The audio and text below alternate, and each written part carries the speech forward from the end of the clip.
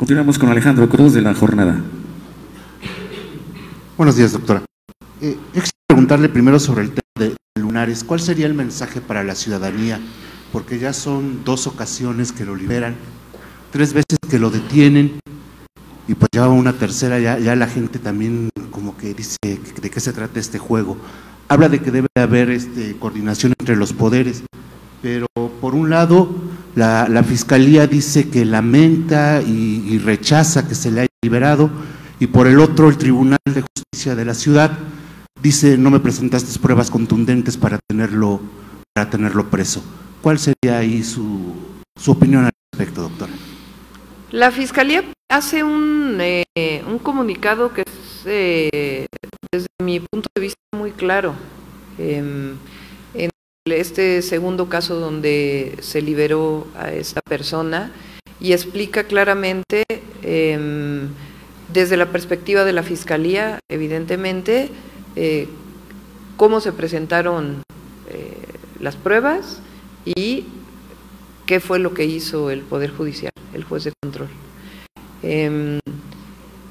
En este caso, ¿cuál es el mensaje que yo digo a los jueces, a la Fiscalía, a la ciudadanía? Aquí estamos luchando todos los días por acabar con la corrupción y acabar con la impunidad, en este y en cualquier caso, pero en particular en estos casos en donde hay delitos mayores. Obviamente también los tienen que ver con delitos hacia las mujeres, que son prioridad en el gobierno, pero eso no quiere decir que en cualquier otro delito no sea así. Entramos al gobierno de la ciudad en una circunstancia de muy baja eficiencia de la Procuraduría, y en ese sentido no solo es la propia Procuraduría, sino los jueces. Entonces, todos,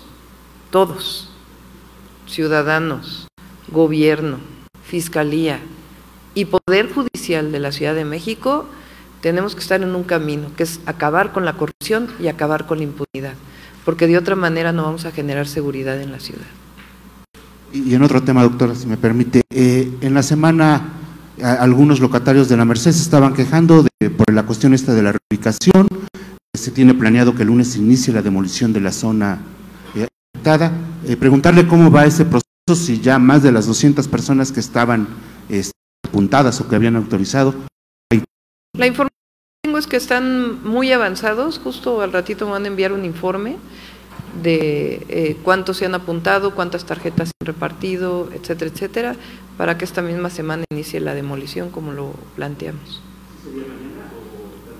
Les aviso en un momentito, pero van muy avanzados. Continuamos con Georgina Olson del Grupo Imagen. Buenos días. 2 preguntas nada más. Una es preguntar por qué se usó este gas verde el viernes contra las manifestantes. Ellas dicen que les generó ardor en los ojos. Incluso lo único que se usó, lo único que usaron las policías, lo traían consigo, es extinguidores. No se usó nada más. No hay autorización ni prueba de que se haya usado alguna otra cosa que tuviera que ver distinta con los extinguidores, y los extinguidores se usaron no contra los manifestantes, sino para apagar fuego. Ellas afirman que lo usaron contra ellas directamente, entonces preguntarles si esto se va pues a si hay alguna cosa ahí que tengan pruebas y todo, pues que se presenten y tomaremos medidas. Pero las Ateneas, las mujeres policías, traen porque en las últimas manifestaciones pues ha habido, se ha prendido fuego en algunos lugares, y es obligación de nosotros pues resguardar la seguridad de las manifestantes y de los habitantes de la Ciudad de México. Okay. Sobre el tema de los feminicidios. Por ejemplo, el tema, que le prenden fuego a un vehículo, si no hubieran traído extinguidores, pues entonces podría haber llegado a mayor circunstancia. No sabíamos si tenía gasolina, cuánta gasolina, etcétera. Entonces, por eso ellas tienen extinguidores para poder apagar cualquier incendio que se inicie, y sobre todo aquellos que tengan riesgo, ¿no? Pero si hay alguna otra queja, pues que la presenten y se revisa. Sobre el caso de los feminicidios, estos días ha habido varios comentarios de abogadas y expertas que dicen que el caso, por ejemplo, de Abril, en el que un juez de control clasifica el delito de feminicidio, violencia intrafamiliar, que no es único, ¿no? Que han visto a lo largo de los años varios casos. Entonces, la pregunta concreta es, ¿hace falta mayor capacitación y va a haber presupuesto para que haya más conciencia de género en los jueces, en los magistrados y no se repitan estos errores? Pues eso, los jueces y los magistrados, pues es un asunto del Tribunal Superior de Justicia. Y repito, ellos tienen también el Poder Judicial que entrar a este proceso de perspectiva de género. Y entrar a un programa de acabar con la corrupción y con la impunidad. Y lo que le corresponda a la Fiscalía y lo que nos corresponde a nosotros. Nosotros estamos trabajando con la alerta de género, alerta por violencia contra las mujeres. Tenemos 11 medidas muy claras que les estamos dando seguimiento. Pero estamos trabajando en algo que probablemente lo presentemos esta semana y si no hasta la próxima, en precisamente una alerta como tal.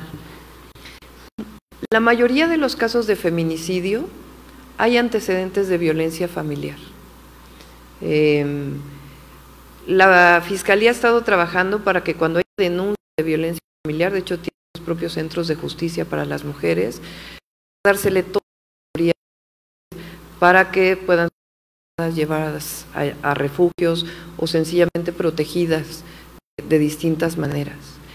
Nosotros tenemos en la Secretaría de Mujeres las lunas, que son centros de atención a las mujeres por violencia familiar, por violencia de género y en general políticas de igualdad hacia las mujeres.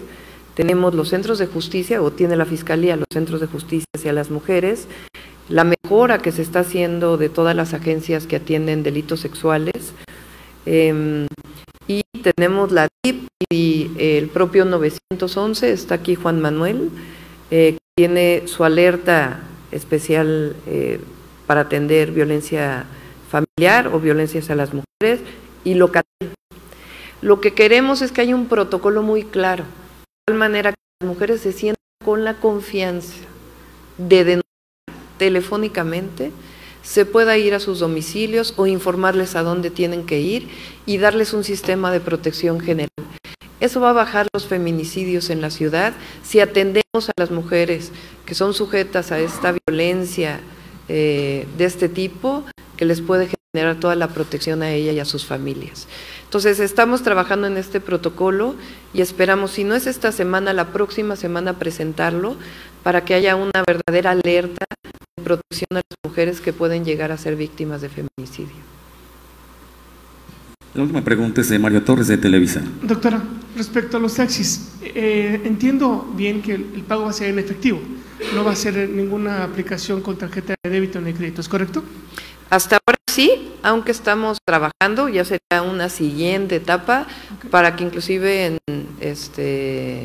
pudiera tener un esquema de pago con tarjeta de crédito o pago con la tarjeta de movilidad integrada. Estamos trabajando para ello. Gracias. Respecto al lunares, ¿sigue vigente hasta ahora la postura que usted mostró el viernes de molestia por la resolución del juez, lo que vimos publicado en su Twitter? ¿Sigue hasta hoy vigente su postura? Sigue hasta hoy vigente y vamos a trabajar con el Poder Judicial para poder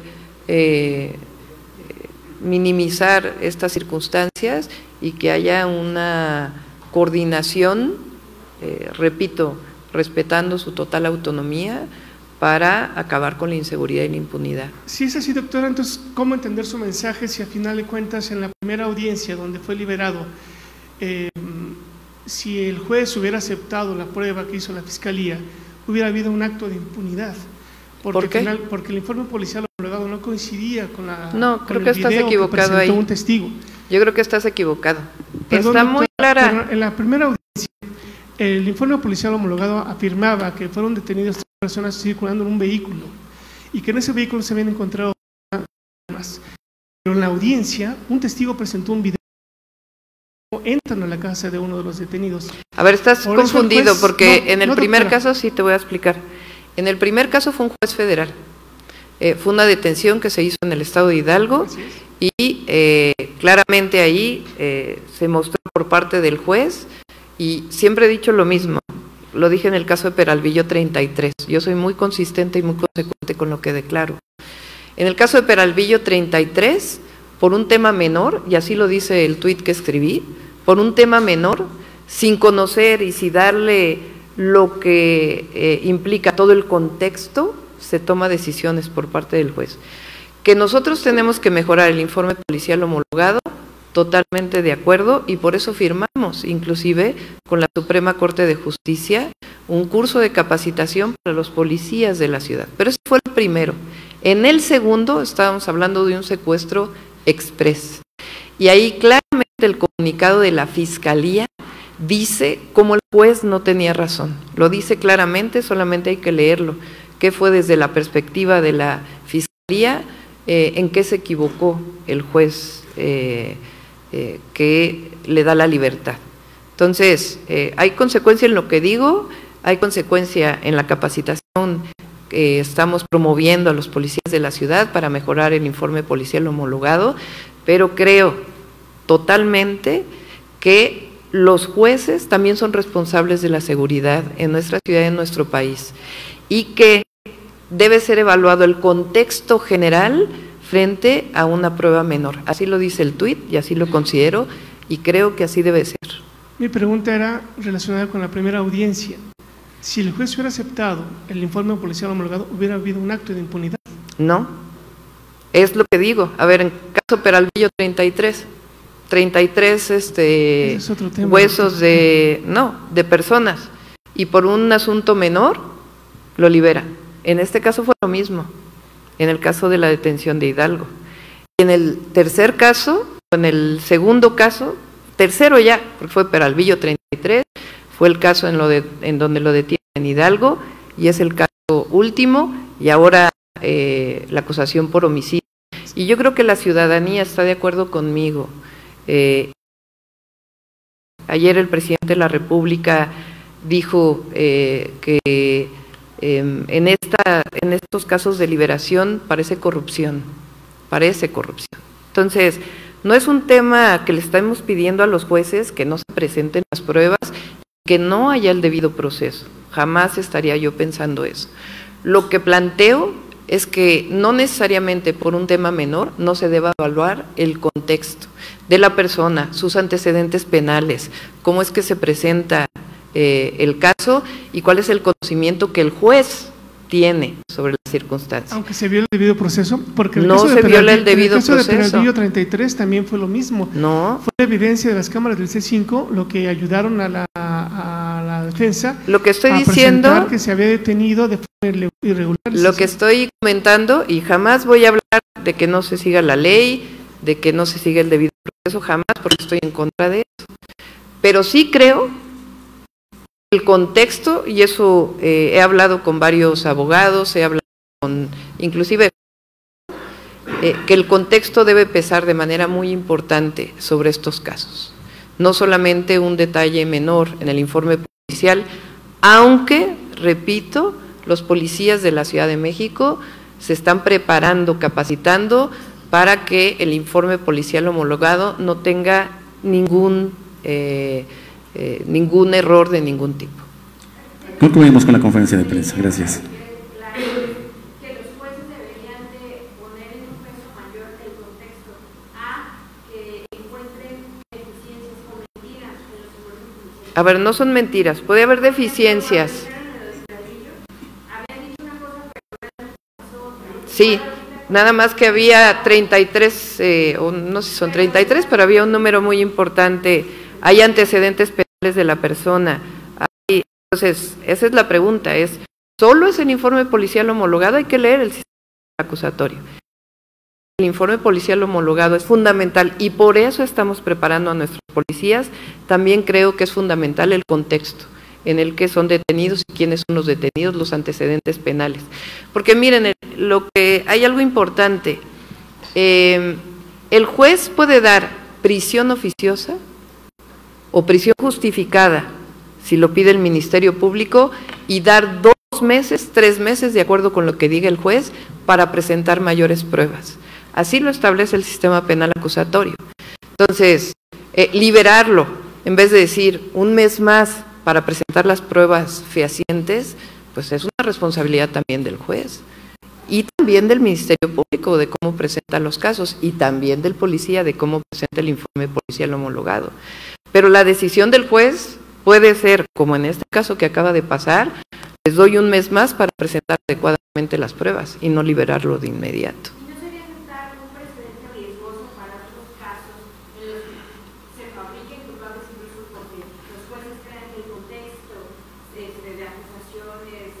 Por eso el juez puede definir, de acuerdo a todas las pruebas que tiene, dar un mes más de prisión justificada, oficiosa, dependiendo del caso, para que el Ministerio Público presente las pruebas. Entonces, no, yo no soy mancera, discúlpame. No, a ver, porque sí es importante. A ver, no es lo que diga el anterior jefe de gobierno, es leer lo que dice el sistema penal acusatorio. Porque la puerta giratoria y todo esto de lo que se ha hablado en muchas ocasiones, no solo es responsabilidad del policía, del Ministerio Público, sino también de los jueces. El juez puede optar, de acuerdo a lo que solicite el Ministerio Público, por dar prisión justificada si es que así lo solicita el MP. Y eso puede llevarte un mes o puede llevarte 2 meses, de acuerdo con lo que considere el juez, para poder presentar más pruebas. Yo lo que digo es, en estos casos de estos delincuentes, con todos los antecedentes penales que se tienen, con todo el contexto que se presenta de la circunstancia que se encuentra en ese momento, se puede dar prisión justificada o prisión oficiosa de acuerdo a lo que presenta el Ministerio Público y dar un tiempo para presentar las pruebas. Eso es lo que estoy diciendo. Y no es ni un pleito con el Poder Judicial, ni mucho menos. Es sencillamente mi convicción de que es prioridad la seguridad en la ciudad. Prioridad. Pero no solo es prioridad de la jefa de gobierno, debe ser prioridad de la Fiscalía, debe ser prioridad de la Secretaría de Seguridad Ciudadana y debe ser prioridad del Poder Judicial. Además de todo lo que hemos platicado, de que hay que atender las causas y todo lo que significa el nivel de cómo recibimos la ciudad en términos de inseguridad, lo que se ha venido presentando. Nuestro trabajo, mi trabajo como jefa de gobierno es dedicarme el tiempo que sea necesario a garantizar la seguridad en la ciudad. Y en esa perspectiva está el secretario de Seguridad Ciudadana, en esa perspectiva está la Fiscalía General de Justicia, con todo lo que tiene que modernizarse, renovarse y en el esquema de transición que están en este momento, pero también creo que también debe ser el Poder Judicial. Concluimos con la conferencia de prensa. Muchas gracias a todos.